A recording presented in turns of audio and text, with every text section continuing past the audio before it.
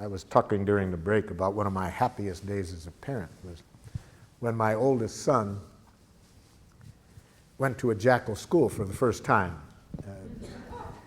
He had gone 6 years to a giraffe school that I had helped create, and but then I wanted him to learn how to enjoy jackals as well. So,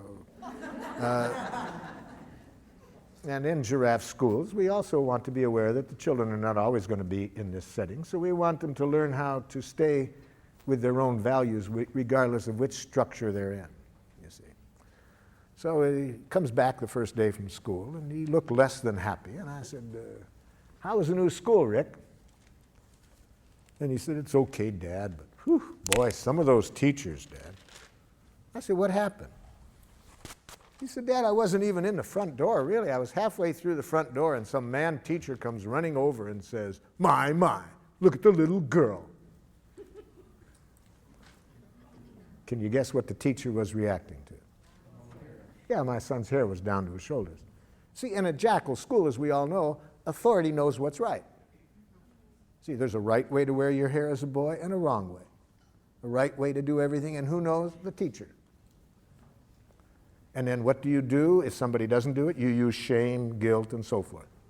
You use the word girl as though it's an insult. Welcome to Jackal Land. So I'm getting burned up, ready to go do a little bat therapy with the teacher. And, forgetting all about my teachings. And I said to my son, how did you handle it? He said, I remember, Dad, that what you said, that when you're in that kind of environment, never give them the power to make you submit or rebel, you see. So one of the things we want to teach children very early, no matter what structure you're in, never lose track that you are free to choose what you do. Don't allow institutions to determine what you do. I said, hey man, that you remembered that, that's a big gift. I really love that you could remember that under those conditions. Then what'd you do? I put on my giraffe ears, Dad, tried to hear what he was feeling and needing. I said, you remembered to do that? What did you hear? Pretty obvious, Dad.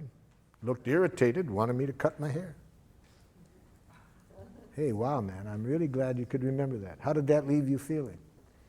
He said, Dad, I felt sad for the man. He was bald and seemed to have a problem about hair.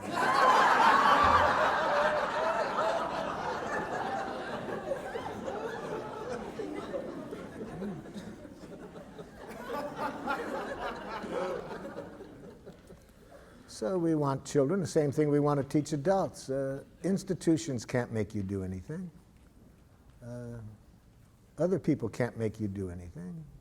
No human being has ever done anything they didn't choose to do. A Palestinian in the village of Hebron disagreed with me one time. He said, I don't agree with you, Marshall, that we only choose to do. Where was my choice 2 days ago?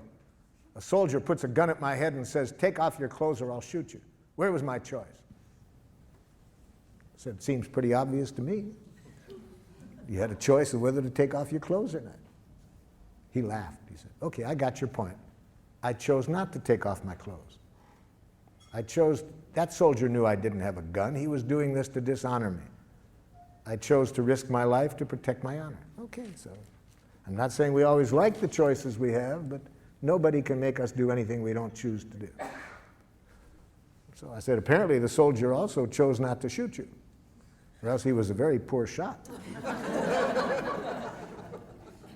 My children taught me this about nobody does anything they don't choose to do. From the time they were 2 years old, they educated me that I couldn't make them do anything. All I could do is make them wish they had. And then they taught me another lesson, that any time I would do that, they would make me wish I hadn't made them wish they had. They taught me that violence creates violence.